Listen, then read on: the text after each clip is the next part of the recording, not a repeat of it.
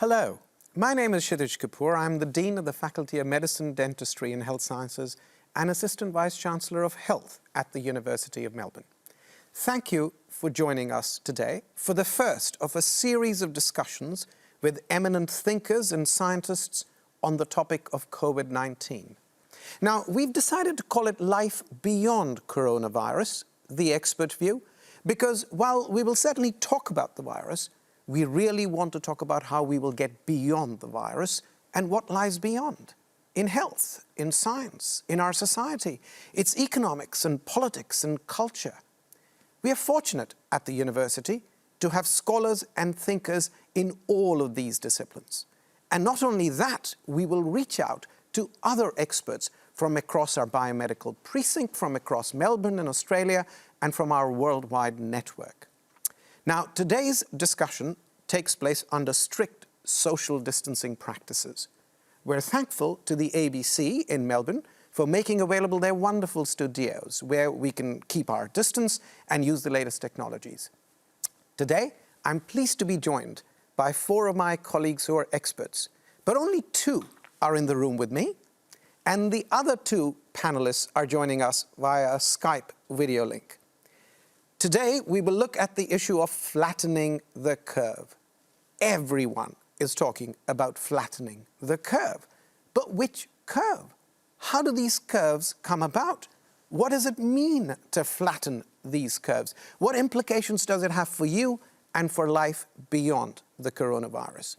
Now, we have in our panel today Professor James McCaw, a mathematician who is an expert on curves. So he will explain these curves and what it means to flatten them.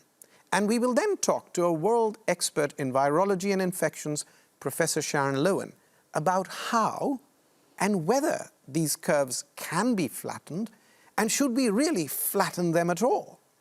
Well, whether we flatten these curves or not, COVID has flattened our society as we knew it. The economy is tanking. The governments are creating stimulus packages, billions, trillions. Where does this money come from? How will it make a difference? To address that, we have Professor Ian Harper, the Dean of the Melbourne Business School. Now, often in times like this, we get so focused on today that we forget that this has all happened before. So to help us understand the long sweep of history, we have a leading historian, Professor Joy Damousi, someone who has seen this all before. So let me turn to them, but before I do want to make it clear that what we are doing here is sharing facts and expert opinion. This is not health advice. So for our own health, we follow the public health advice, and I trust you will do the same. So let me now turn to our panel of esteemed colleagues and experts from the University of Melbourne and the Peter Doherty Institute, which is a joint venture between the university and the Royal Melbourne Hospital. Let me first turn to Professor James McCaw, who's a professor in mathematical biology in the Faculty of Science and an infectious diseases expert with a PhD in theoretical physics. So James, first of all, how does a theoretical physicist and a mathematician come to study viruses? It's a great question, Kshitij. So the virus spreads from person to person, and the natural way to describe that process is using mathematical equations. It's like how physicists use maths to describe the rotation of planets around the sun. All right. Now, everyone talks about model. And, you know, in my mind, when I think of model, I think there are little people, viruses going for them, and you're studying but your models are different. So do you want to show us what your model actually looks like? Yeah, so I can show a very simple starting point for how, well, simple to me, but a simple starting point for where all of the models that we're using to study coronavirus come from. It's called the susceptible infectious recovered model. It was actually written down by some medical people about 100 years ago who knew their calculus. And what it describes is the population split out into 3 different groups. You have people who are susceptible to the infection, people who are infected and infectious in that beautiful sort of pink-red box.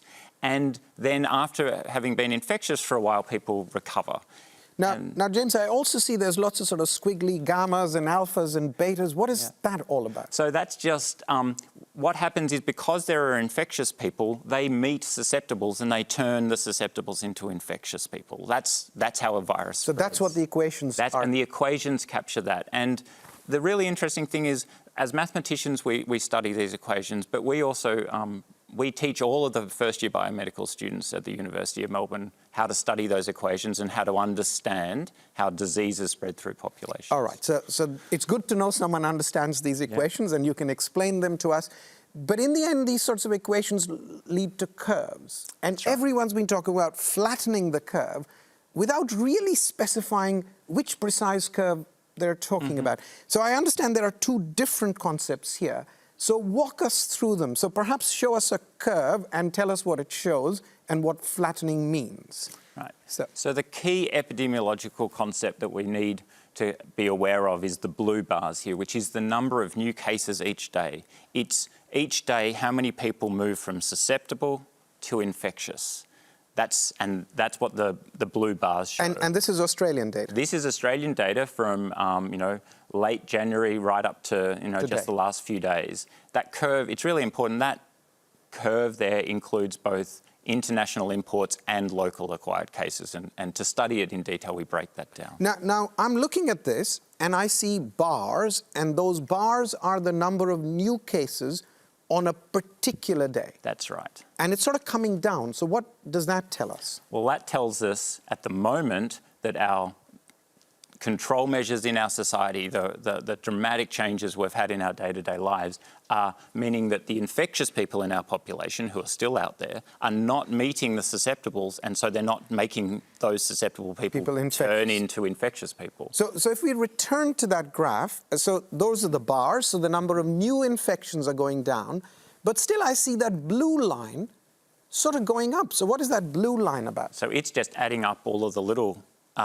blue bars. So each day you count in total how many people have been infected. So it's called the cumulative curve. It's cumulative curve. It's up until this date, what is the total number of cases we've recorded. Now, can that ever go down? No, it can't go down. So it just can't go down. Unless there's a mistake in the data, which of course actually as epidemiologists and statisticians, we know we have to account for the we don't have perfect observation of the system. So if we go back to that curve, what would flattening that blue line now, we're talking about the line, what would flattening it mean? Yeah, so flattening the curve is about reducing the number of new cases each day. And what that does is make each bar, hopefully, smaller and make them start going down as soon as possible, like we can see and is happening in Australia. Flattening the curve then makes the sort of how quickly the solid cumulative line is going up, it starts making flattening. So it starts sort of slowing it down a little bit. So has any country actually flattened its curve completely? I think it's a really interesting question. I think the Chinese data, we don't have it up on the screen, but China is almost at a stage where it's not getting any new local cases. It's getting importations from around the world, but the cumulative curve is flat. So we have a country of 1.3 billion people that has managed to make it 0 new internal cases. Approximately, it's very hard to say exactly 0, but there's no easily detectable increase. So now that's one kind of curve, and you showed us Australian data, which is sort of looking encouraging. But in the last few months, there has been a lot of discussion about another kind of flattening of the curve, and I think this sort of started from the UK, and it started all this concern about ventilators. And so can we get to that other curve and explain to us what that curve is all about? Right. So there's one thing to think about how a disease is spreading through the population if you just let it spread. But of course, we can't afford to do that. We don't want to do that. We want to change how it's spreading. And this comes back to changing parameters in those mathematical equations and thinking through how public health and clinical interventions change the transmission dynamics. And so these are incidence curves. These are curves of new cases per day that are on the screen here. And this is out of simulation modelling that we've recently published and has helped the government drive its policy.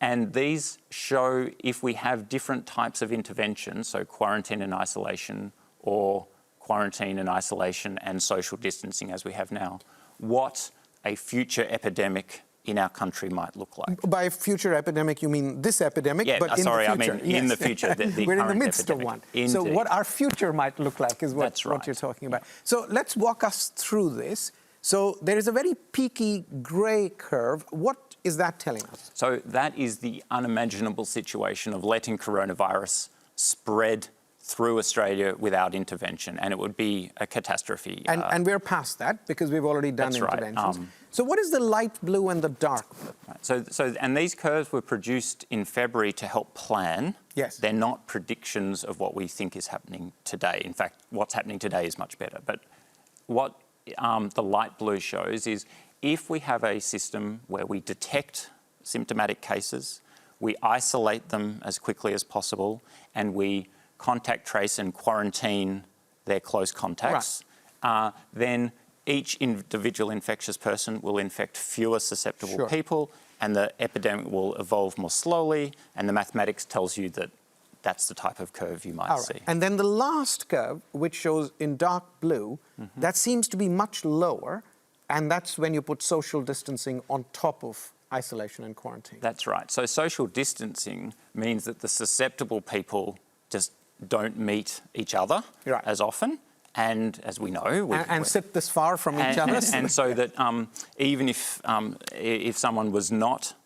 if someone was infectious but they didn't know about it, by spreading apart, they're less likely to infect someone. And so that is what really drives the curve down. Can I draw your attention to one thing that you might help us explain in that curve? So we understand that flattening is you're bringing down the top.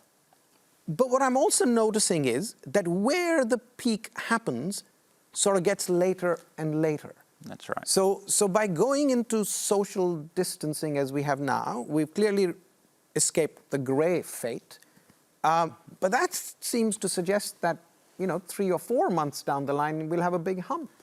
Absolutely. Well, if the level of social distancing that was simulated there was the level we actually had in society, then you would expect an epidemic that was lower and flatter and later. So it's not a panacea. No, that's right. But it does relieve the stress on the health system, which is the purpose of that work. All right. So thank you very much. I think that's the first time I really understood what's behind all of this. But sadly, equations don't treat patients. Absolutely. I think that's where we have to turn to Professor Sharon Lewin. She is the inaugural director of the Peter Doherty Institute for Infection and Immunity and a professor of medicine. She's an infectious diseases physician and a basic scientist and a world authority on another virus we used to worry a lot about, and that was HIV. So, Sharon, tell us where we are. We've sort of understood the theory of these curves. Where is Australia today? So Australia today has just over 6,000 cases of coronavirus, and I think this morning 61 deaths. And I think what James's excellent description was highlighting was about what happens with infections. But as doctors and everyone in the community, we're worried about what happens with people being ill and dying. And first of all, there's a delay between getting infected and getting sick and going to hospital. How much is that delay? Well, the delay is about a week to 2 weeks, basically. So but it could be 2 weeks. It could be 2 weeks, especially when you talk about deaths. So of all the people that get infected with coronavirus, about 80% will have very mild illness, and many may have very, very few symptoms and may not even know that they've been infected and may not even seek healthcare. The 20% that do get sick and go into hospital usually get sick in their second week of illness. So the first week is generally mild. Second week is when they will get more severe disease, and deaths usually occur in the second or third weeks. So there's always there's another curve, I hate to tell you, of we're illness in the land and death. of curves. Yes, it's of course after all of this. It's interesting you say a week later. Isn't that what sort of seemed to have happened to Boris Johnson? Exactly. Yes. Boris Johnson was textbook natural history of severe coronavirus. Not bad in the first week, mild symptoms, and then of course I don't know all the details of his illness, but sick enough to go into hospital he was not ventilated, I understand, was just under close observation, but he must have been quite sick by that stage. And that was his second week, was my tracking of it. And then some people can have really prolonged illnesses, like being in hospital for 6 weeks because the ventilation gets complicated. And then most deaths occur between 2 to 3 weeks after infection. So there is this lag of hospital admissions and deaths beyond the diagnoses of infections. So let's say that there are asymptomatic people who could potentially have the infection outside of the hospital, not even know it. Then there are people with mild symptoms. They do know it but don't need the hospital. Then there are people who go into the hospital. Then there are people who go into the ICU. And then there are people who are in the ICU on external ventilation. So that's the thing. And you're hoping that all of them can make their way back. Yeah. But some of them, unfortunately, cannot. Once you're in the hospital today, what is the treatment that can be offered for someone who's developing symptoms? And it's largely chest respiratory symptoms, isn't it? Yes, it's a fever. Not everyone has fever. Cough, shortness of breath. Some people have diarrhoea and nausea. That's rarer.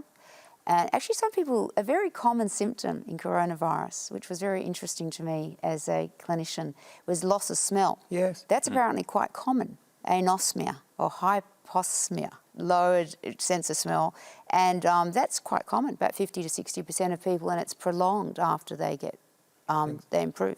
So you have this persistent loss of smell. I actually first heard about it from a friend of mine that was diagnosed with coronavirus. And then when I read about it, realised it was quite common. So they're the common symptoms. If you're sick enough to get into hospital, there is no specific treatment for coronavirus at the moment. So the treatment is what we call supportive care. First of all, excluding any other cause, always really important. With anyone that has pneumonia, do they have flu? Do they have a bacterial infection? Right. So we always look for treatable things first. Once you've excluded that, people may need oxygen, they may need fluids, and rarely, once you're in hospital, based on the Chinese data at least, there's about a 25% chance you will need to go to intensive care. Wow. So that's a big number. But you know, we prepared our hospitals, we built capacity, we got extra ventilators, and I think all of us in Victoria should be proud because Victoria's just come up with a plan to make 2,000 ventilators in the next 6 weeks, which will almost quadruple our capacity in terms of ventilators. But at the moment, one gets the sense that the hospitals are a bit light. Is that not correct? That's right. That's what I'm hearing from my colleagues, that the numbers of infections, people landing in hospital, is much less than they're prepared for, a good position to be in. And that really is because of the curve being flattened. Right. Flattened more than anticipated. Fantastic news. And then so as I said earlier, the infection curve will have a lag from the death and presentation to hospital curve. And James may correct me if I'm wrong, the peak of infections was the 29th of March, which meant that we will see most presentations to hospital and deaths in the following 2 to 3 weeks. And we're already in that period. So I don't think we're going to see a run on hospitals. I mean, it might be a bit too early to say. James may want to comment. It's a really important point. And Sharon, you're exactly right. Well, our prediction is this, and we'll wait and see what happens. You don't want to. You need to be very careful. This virus has a habit of surprising us. But with the decline in curves, which is driven by that stronger social distancing, that decline in cases, we anticipate, and in fact we have very preliminary projections of what the load on the hospital system will be over the next week, 2 weeks and 3 weeks.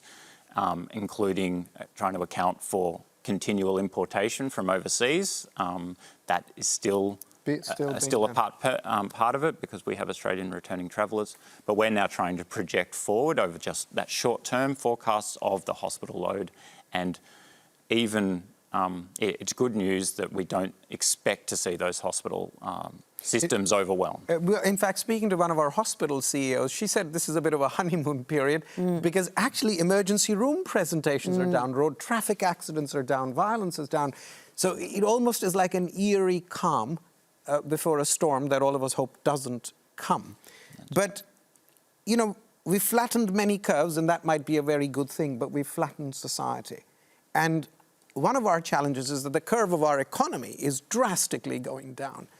And that's not something we were looking forward to. And I think in the morning papers it said something to the effect that the predicted economic impact of this is probably going to be 10 times that of the global financial crisis. Now, we were fortunate to have escaped that in Australia, but the rest of the world didn't, but 10 times. And then I'm told that the US lost more jobs in the last 3 weeks than there are jobs in Australia. Wow. So, and of course, governments are reacting. They're printing money, as they say it. And someone who understands all of this is, of course, Professor Ian Harper. He's the Dean of the Melbourne Business School and co-Dean of the Faculty of Business and Economics. He's a professor of economics, best known for his work in public policy. So, Ian, explain to us just the magnitude of what has happened here. Well, it's a very, very large contraction. There's no doubt about that. But having said that, it's not much bigger than the global financial crisis, as you point out, Kshitij. It isn't actually as big at the moment as the Great Depression, or in fact the depression of the 1890s, which we experienced here in Australia and elsewhere in the world. The International Monetary Fund released forecasts last night predicting that the world economy would contract by around about 7%, based on their own forecasts this time. In the Great Depression, the world economy contracted by 10%, and in the depression of the 1890s by 17%. Here in Australia, we're predicting that the Treasury has released forecasts yesterday, unemployment would rise to 10%. Well, in the Great Depression, it was more than 20%. And in the depression of the 1890s, it was more like 30%. So Ian, none of that is necessarily to give us comfort, but it is to say that we have had large contractions of the economy before this. But of course, this time the government has perhaps responded very quickly, largely because of experts like yourself who advise government on these matters, to put in all these stimulus measures. So give us a sense of how much money has already been promised or spent so that we can understand it in some way, but also compare it to what the rest of the world is doing in terms of the money they're putting out to support their economies. Well, here in Australia, our government has already spent, or it's projected to spend, about $200 billion, which is about 10% of the Australian economy in one hit. That is a significant stimulatory package. And in addition, our Reserve Bank has indicated that it will purchase up to $90 billion worth of government securities, which is a way of supporting the financial system. On the scheme of things, there are levels of stimulus that are comparable with those in other countries within the OECD. In some cases, like the United States, the stimulus from the US central bank has been far larger than has occurred here. But the government spending in the United States at this point is not as directed or as large as they're here in Australia. So our response has been very large by historical and international standards. So, Ian, help us understand where this money comes from. Because, you know, in our usual discourse, there is a lot of political argy-bargy about even a bridge being built. So suddenly, where do these billions emerge from? Well, the money is borrowed, Kshitij. It's borrowed from the future. And the government will continue to spend. The one big difference between governments, for example, and individuals and even households is that the government essentially lives forever. And therefore, it can put these expenditures forward into the future, raising money from future generations in order to finance current exigencies. But that's what's happening. It's selling debt. And on the other side, the Reserve Bank agrees to buy that debt in the secondary market, as we say. And that's what people often refer to as printing money. Basically, the Reserve Bank takes the government securities, buys them, and credits the accounts of banks. They can then spend the money. So it's one arm of government, in sense funding another arm of government, but both of them really are getting this money from the future, but the future is not sitting across you on the table with any voice. So you could... No, that's correct, but the point is that the financial markets, thank goodness, look through to the future. And everybody looks through to the future to some extent. That's one of the reasons why the government and the Treasurer and the Prime Minister in particular very sensibly talk about a bridge to the future. There is another side to this, and the markets see that. So what you're really saying is, when we've recovered, there will be the capacity to repay the debt. People need to have confidence in that, Shatish. They need to have hope in that. And what measure do we have to indicate that they have such hope? Well, they buy these securities. They will accept the debt obligations. So give us a sense that the amount of money that we've borrowed here, if we paid it back at the rates we were sort of paying back our previous debts, how much time might it take to just pay back the borrowings that we've already made? Well, that obviously depends on how fast the economy grows post the crisis. It depends on what other extra tax measures the government might put in place. But if you took the instance, for example, of the Second World War, where there was much more money borrowed than has presently been borrowed, so again, there's an historical precedent here, you'd have to say that those debt levels went back to normal within, say, 25 years. 25 years? For instance, I would have thought at least a couple of decades. So what we've done here will reverberate for a couple of decades. It's large. Yes, it is. Well, but look, the average person probably doesn't worry about the government's bank account. They worry more about what's happening to them. So tell us what's happening to Australian businesses. I mean, I can see my favourite restaurants and cafes are certainly closed. But at the macro level, what's happening to our business? What's happening to our exports? Well, they're two separate questions, Shatish. Let's talk about business to begin with. Any business that relies obviously on people being present or delivering services face-to-face, including our own business, Shatish, at the university, obviously very affected by that. But cafes and restaurants, tourism, travel, those industries are severely affected because it's not possible for people to gather, let alone to serve one another face-to-face. Other industries where that is less important have been remarkably unaffected.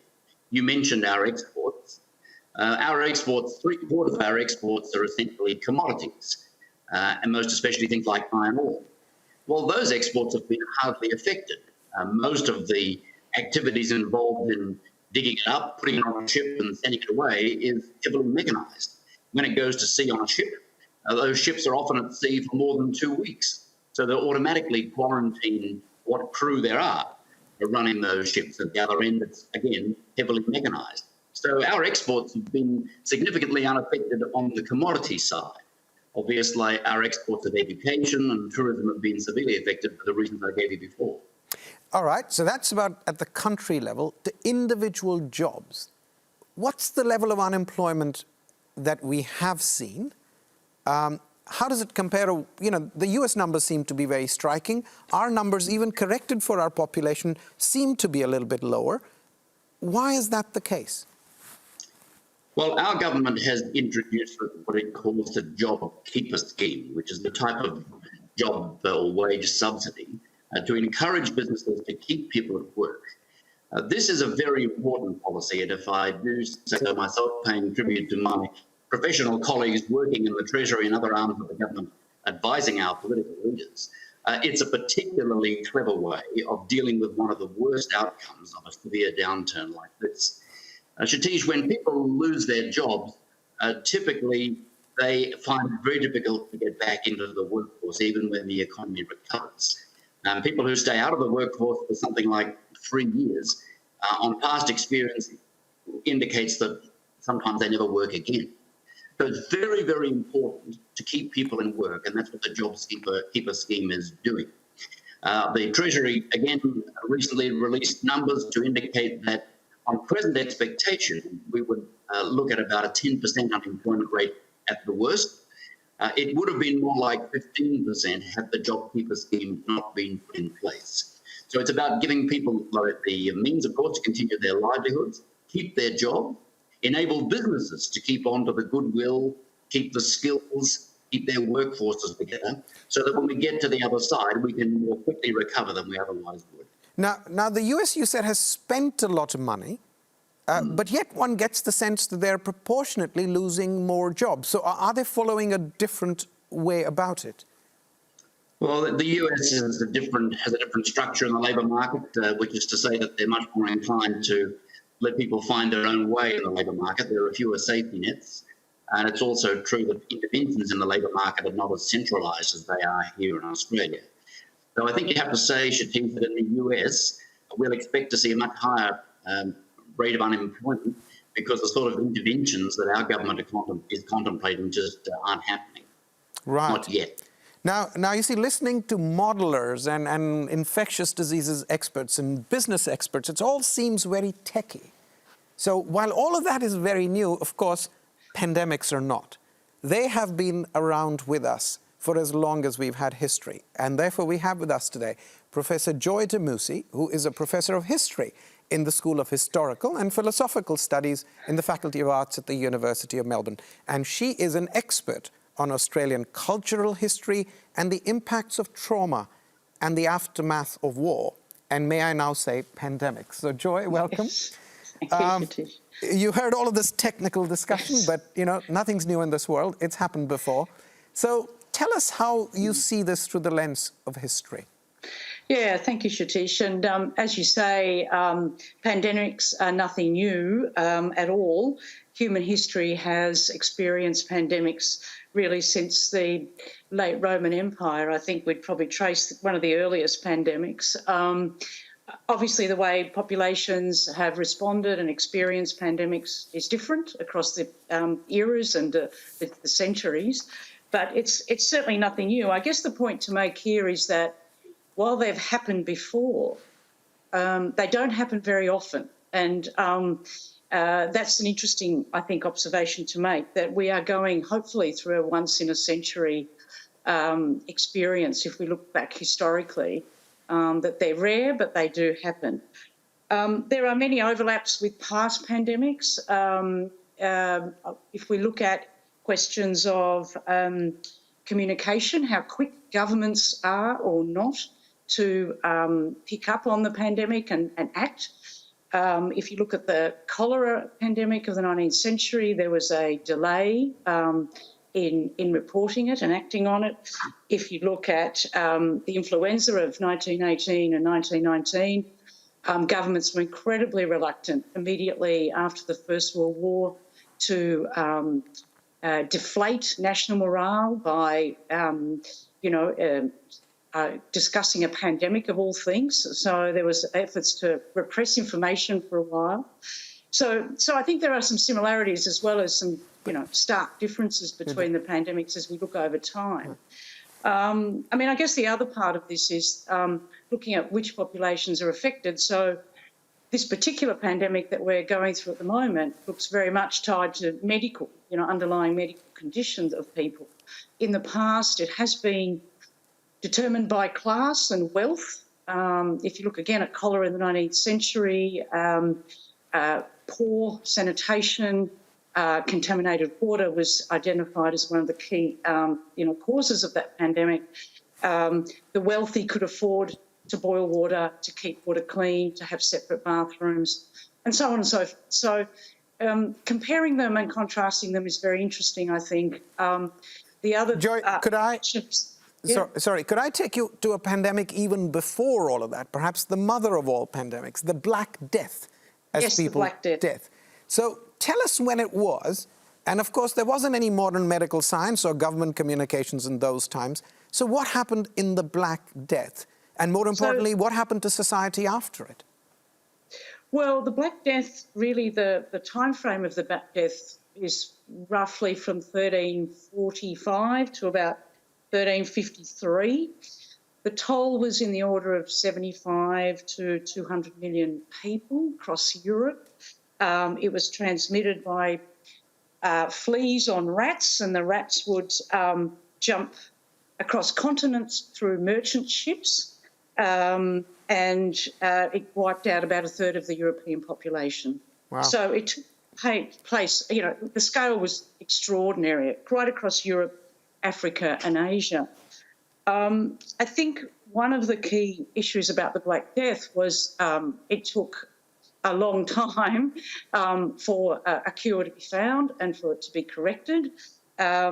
And I guess if we're looking at the Black Death and comparing it to now, one of the striking issues is how quickly, I have to say, in modern times, medical science and expertise has managed to develop vaccines. And this was the case with the Black Death.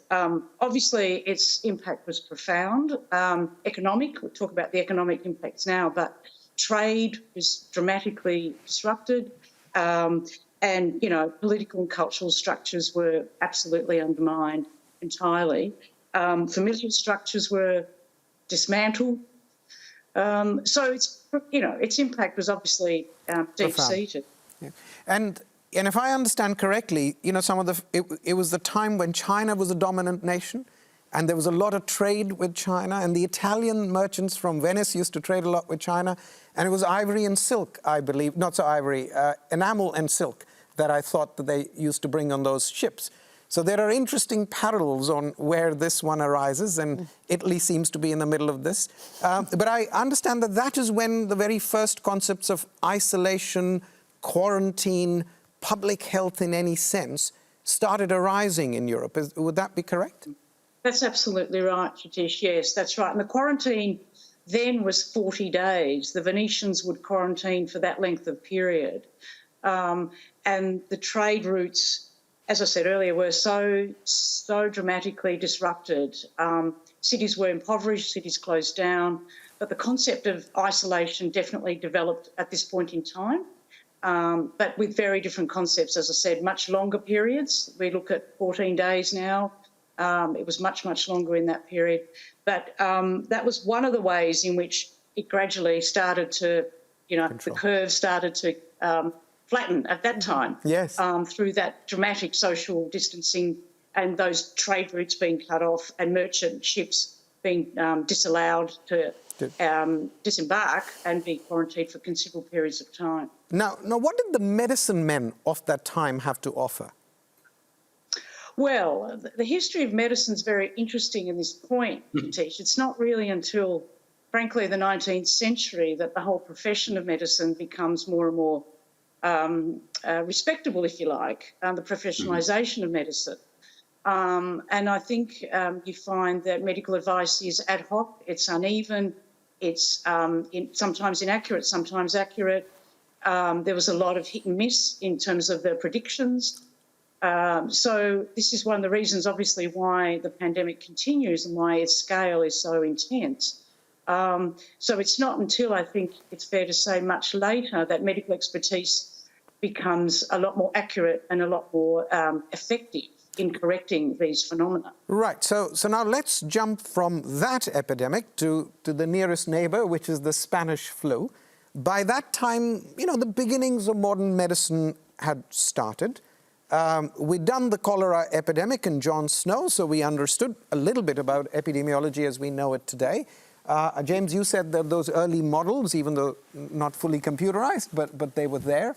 So, James, tell us, in 1918, the Spanish flu, as it's called, which is a bad name because it wasn't really Spanish, was it? No. It's I won't go into I'm not the person to talk about the history of the naming, but it's there's been a real effort to not name pandemics over the 20th century by some origin. Unless you're the president of a country, in which case you can. Indeed. But we'll leave that aside. Yeah. So the Spanish flu, what do we know about the medical response to the Spanish flu? So in 1918, that pandemic came through the population in 3 waves, some places in 2 waves, and there's still multiple competing explanations for what caused those waves. I think the front runner, the most likely, and it's probably a combination, but the most likely is that we strongly socially distanced.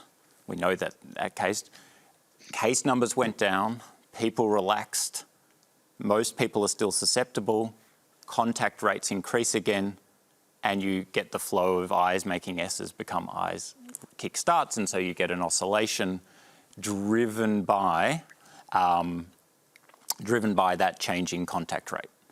The other explanations are more immunological, around can you get sick twice and all sorts of questions like this. And it's very hard to know, unpick 100 years ago what happened. So James, this was an interesting question that one of our contributors asked, and this is Safari Brown, and she's a student at the Conservatorium of Music.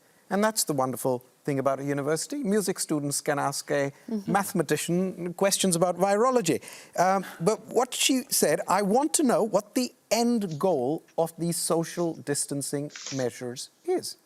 Right, so I will talk about it from 1918 perspective. So after that, those multiple waves, the virus was still around. The virus never went away. It adapted and changed, but that same pandemic influenza virus was around for the next 20 to 30 years in some form or another. And so you can see echoes of the 1918 pandemic throughout the early 1920s and onwards, with increased illness and epidemic activity.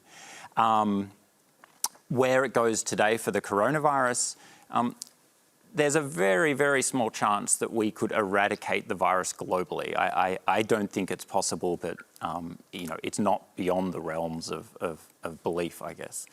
Much more likely. So just to be clear, eradication would mean on our entire planet there ain't any coronavirus you know, except in special labs under very close control.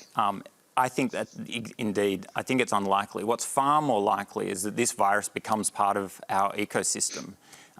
It will wash through in waves that we are controlling effectively in Australia, and hopefully other parts of the globe can continue to control them and limit the tragic loss of life. But ultimately, that virus is probably going to be with us forever, in a sense, for many years, and we'll see the impact of it, just like we talked about with the economy. This might be a 20, 25-year thing. Maybe over the next 2 to 3 to 10 years, we will see epidemic activity, and then slowly but surely it will become part of our health experience, rather like influenza is today. Yeah, but you see, influenza to most of us is a benign thing. You know, we don't shut universities and schools because of influenza. We've reacted as a society, I think, in an unprecedented fashion to this. Now, of course, they made lots of changes even during the Spanish flu, but one thing they did not have was vaccines. So, Sharon, do you think there's a vaccine on the horizon? Tell us what you think the possibility is. Yes, certainly what would completely change the future forecasting is if you had an effective vaccine. I should also add it's extremely difficult to eliminate an infectious disease. We've done it twice, I guess. We did it with smallpox, and SARS effectively came and went on its own with no treatments or vaccines. So that's it. So let's be, of the known diseases that we've tried to actually act on in this entire world, only 2. Only 2. Yeah. Wow. In humans. In humans. In humans. Yeah. And so many new introduced. So we're accumulating them. We're not getting rid of them. Yeah, I mean, we see them, you know, peak and go away. There are some other interesting viruses that are carried by bats, Nipah virus, Hendra virus. They've had small self-contained outbreaks and disappear. Ebola comes and goes. But actually, disease elimination, smallpox only, and SARS effectively was eliminated largely just through containment measures. We never developed any drugs or vaccines for SARS. Back in 2003, 8,000 people got infected, 800 deaths in a very limited numbers of countries, and it disappeared. But why did it disappear? Disappeared because it was easy to detect people that were transmitting. So getting back to your question about will we have a vaccine for coronavirus, for this coronavirus, COVID-19, I'll start by saying we don't have any vaccines for other coronaviruses. That is because we haven't worked extensively on them. Is it possible? I think it's possible based on what we know about the virus and the way that our body responds and clears coronavirus. We think most likely generating our own antibodies, which is one arm of the immune system, is effective. And so if you can get a vaccine that can elicit that sort of immune response, maybe we'll be successful.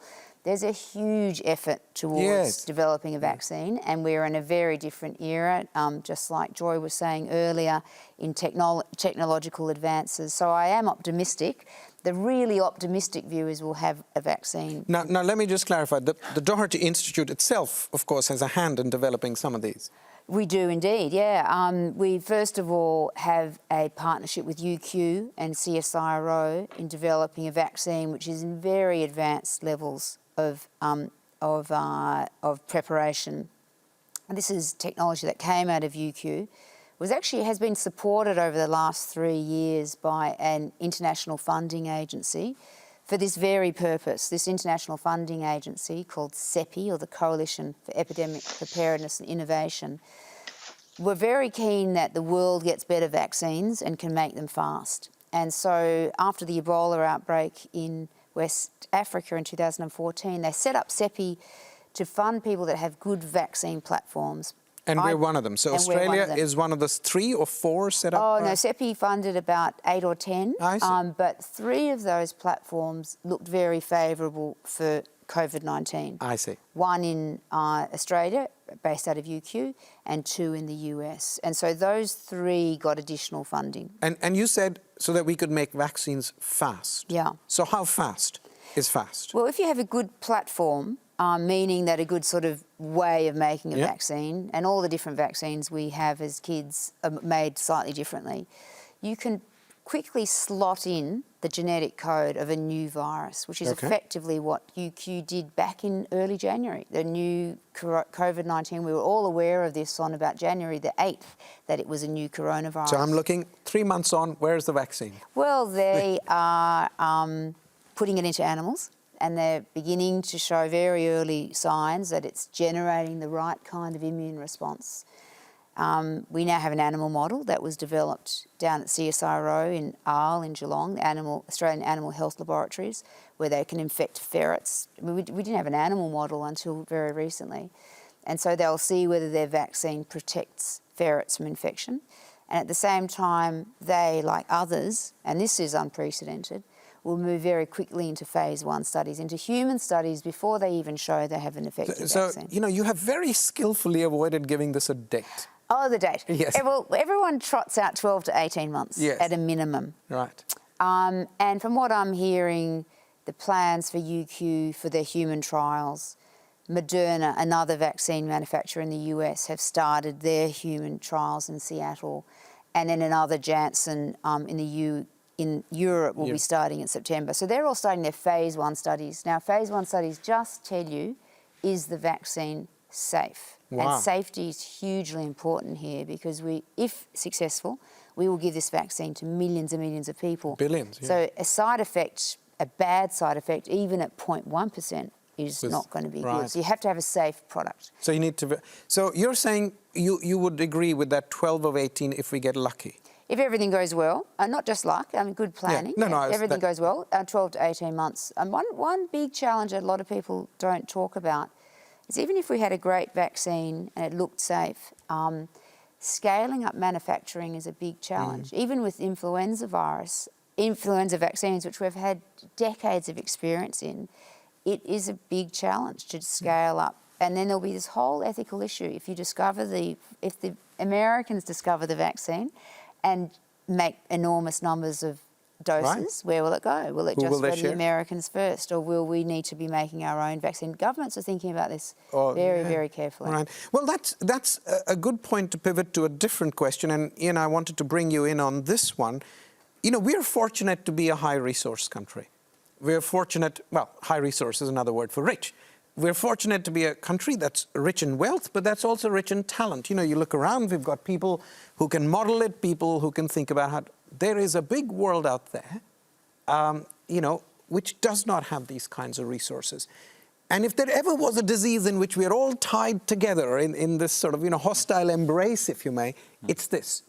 So, Ian, from your point of view, what will this mean to the economies which can't afford a job keeper's package, the economies that can't afford social distancing? And, a lot of Asia, India, just would not have the personal reserves for people to be sort of off work for 2 weeks, 4 weeks.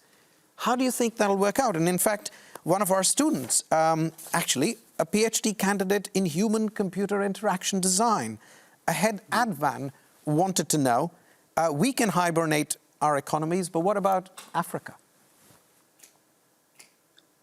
Well, Satish, I don't think it takes a lot of imagination for people to work out the answer to that question. As you rightly say, we are in a position where we have the wealth, resources and talent to be able to manage the problem. Also, we're naturally an island, so it's easier for us to isolate ourselves, at least from the disease's point of view, of course. It makes it expensive for us economically, but then again, we're wealthy. For those countries that don't have either of those advantages, this could be potentially absolutely devastating in terms of human life on both fronts. People who are affected by the disease and who succumb, and the economies themselves then unable to sustain living standards for those who don't necessarily suffer from the disease. I know for a fact that our government is seriously considering increasing its aid to our near neighbours, including some very large countries to our north, who may well reach out to us for our assistance. And I'd like to think as a country that we'll be ready to assist where we can, not with a jobs keeper scheme, but at least with aid.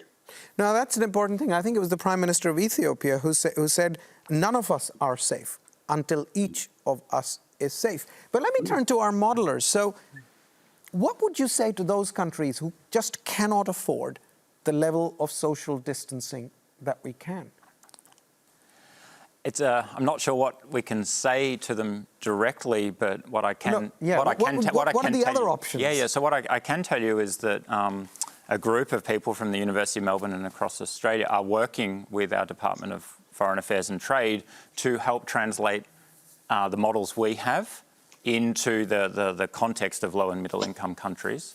And we're working in partnership with modelers and epidemiologists and people like that in various countries where we have links to try and help them through what it's difficult for us, but this is an even more difficult and confronting situation for so many other parts of the world. So let's say we can get some level of good control here. Mm-hmm. So let's start within the country. Let's say we got very good control in Melbourne, but perhaps not so much in that other city. What will we do? Will we ask people not to travel? Will we require people not to travel? Sharon, what does one do if within a country you get zones, big zones, with high infection rates and some with practically none? Well, I think people are already beginning to seriously consider that because, and I think that different states will have different policies. We're already seeing that anyway. We have a federated health system. Yes. So our public health policy in Victoria is driven by the Victorian government in consultation with the federal government. And if you look around the country, different states are doing this different ways, similar sorts of principles, but different ways. University of Queensland, for example, haven't shut down their research activities yet. And what we're seeing is that most of the cases, new infections, are in the eastern states, Queensland, New South Wales, Victoria. Very little in Tasmania, much less in South Australia, Western Australia. So those states may be states that will open up earlier and will be at different stages in the journey. And I think that will have a big impact on domestic travel and therefore very big impact on international travel. Now that's travel within Australia. But of course we're a trading nation with a very multicultural population, a lot of exchange with the rest of the world. In some sense, that's what defines us nowadays in many ways. What would it mean for trade, Ian, if there are these countries with whom we trade, which are either much worse, but let's also imagine there could be countries that actually are much better than us, smaller countries with their virus control, and they don't want to deal with us. So where is global trade in all of this? Global trade has taken a major hit, Satish, for all of the reasons that you indicate. And one of the things that, as economists, you learn sort of economics 101, is that the basis of our wealth, our economic fortune, is trade. And so if you hit trade, you hit our capacity to grow, to generate wealth, and deliver jobs and wage increases. But to go to a point I made earlier on, it does depend upon what you're trading and with whom. So those goods that do require, personal presence and personal interaction, those are the ones that are most heavily affected. If you're trading commodities where that can be mechanised, it's less effective. And if you're trading services over the internet, that's less effective.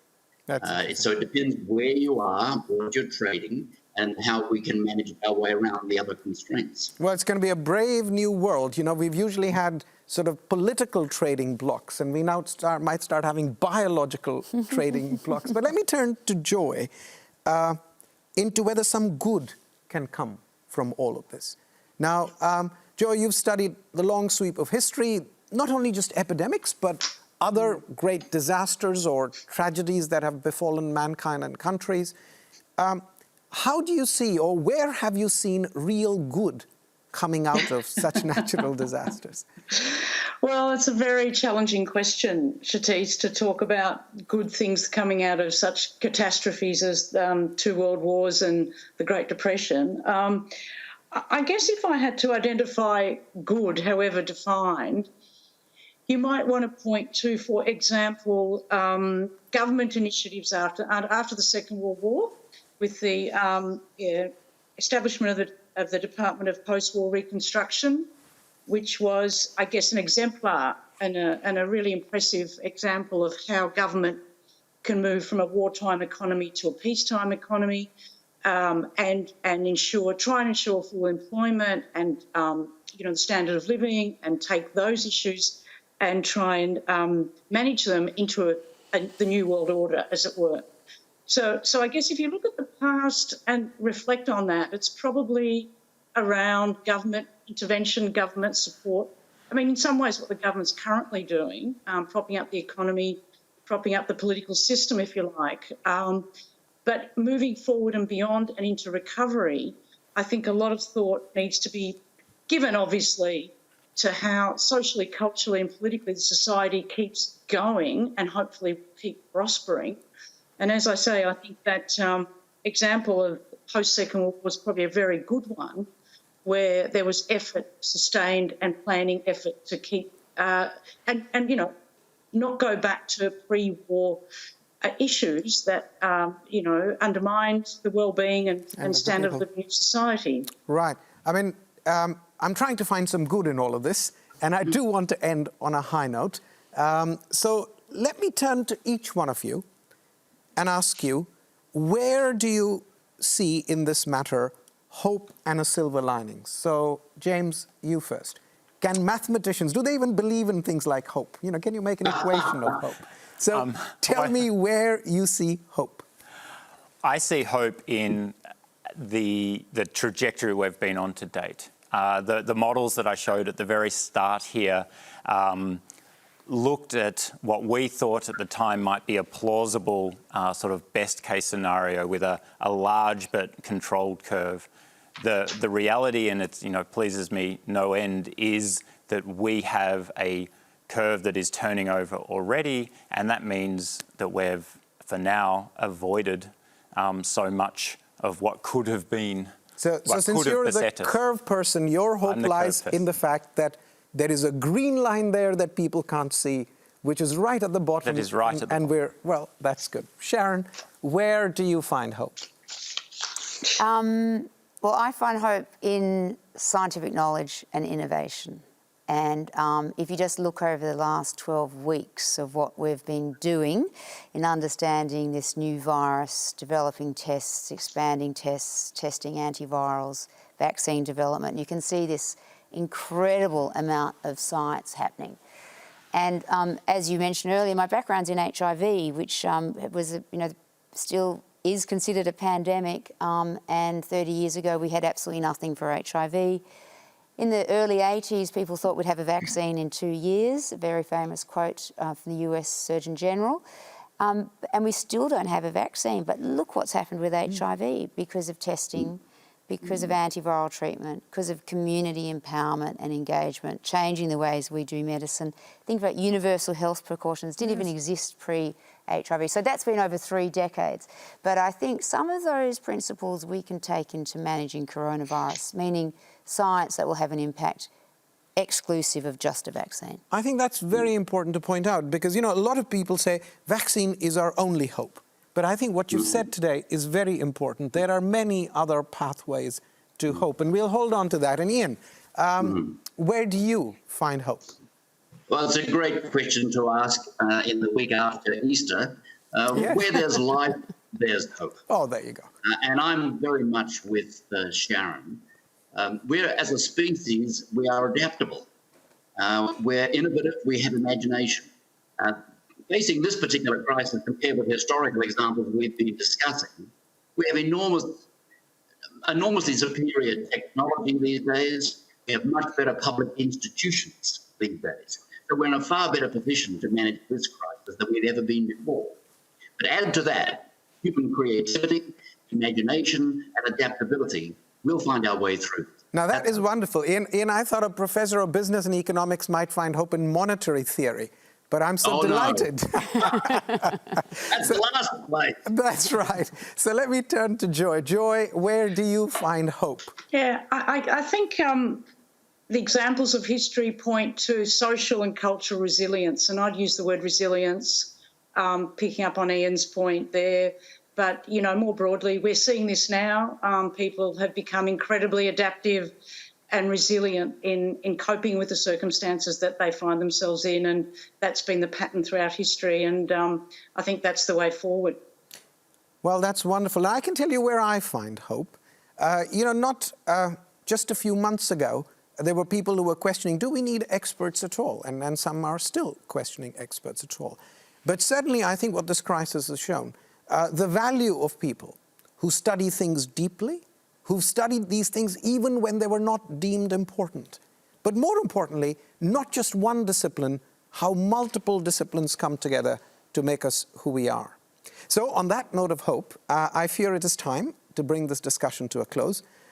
Please join me. I don't know if you can applaud. Well, you could. You just hear the noise of yourself clapping, but please do, in thanking our wonderful and knowledgeable panelists for their time.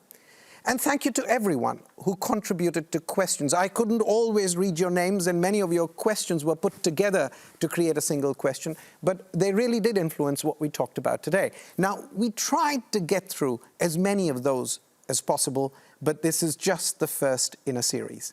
Life Beyond Coronavirus, the expert view, will continue, and it'll continue to explore the impact of COVID-19 on our world, past, present, and future. And as we learn more, we will share this with you. And we also hope to be informed by the issues that are affecting your lives. So please continue to share your questions with us. Finally, I would like to acknowledge the very generous financial support that our research teams here and at the Doherty have received in recent weeks. Government, national as well as state, business, and private contributions have all provided the much-needed funds for our dedicated research teams. And this support ensures that our teams can focus on the science, they can look for the vaccine, they look for the treatments, and they can also share their wisdom, as they have done today with you. So thank you for joining us, and do join us again for Life Beyond the Coronavirus.